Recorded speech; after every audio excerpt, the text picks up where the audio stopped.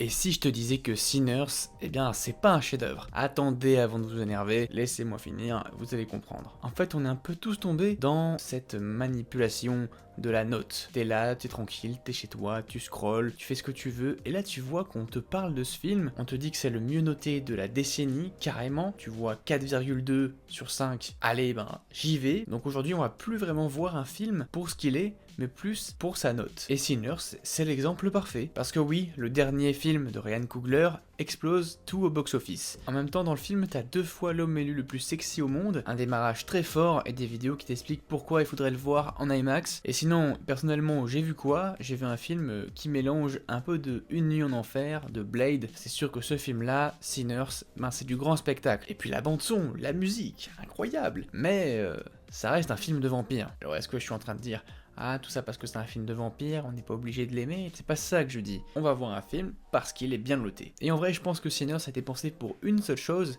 le public, pour faire vibrer une salle. Et ça a marché. Et j'ai l'impression que tout ce qui est la note, aller voir un film juste pour une scène, pour une musique, pour un acteur, eh bien tout ça, je pense qu'aujourd'hui, ça passe au-dessus du scénario, parce que si on regarde l'histoire en profondeur, tu te dis bon, ça reste un film que je peux voir sur Canal le soir, allongé sur mon lit et manger les chips. Donc je pense qu'on vit dans une période en ce moment où noter est plus important que ressentir un film, et je me mets moi-même une balle dans le pied, hein. Dès que je sors d'une séance, dès que j'ai fini de regarder un film, eh bien je note. Et même ça arrive pendant le film, hein. Pendant le film, je me dis, ça redescend à 3, ça augmente à 4. Et donc pour régler ça, j'essaye au mieux de ne pas regarder la note d'un film avant d'aller le voir, je m'intéresse qu'au film et au ressenti. Malgré tout ça, Sinners, c'était une claque pour moi. J'ai adoré la musique, la mise en scène, c'est généreux, c'est bien réalisé, puis j'écoute la bande originale en boucle, j'ai aimé le film. Ah, je l'ai beaucoup aimé. Je pense qu'il sera pas dans mes top 10 de la décennie. Et toi, qu'est-ce que tu en as pensé? Est-ce que tu allais le voir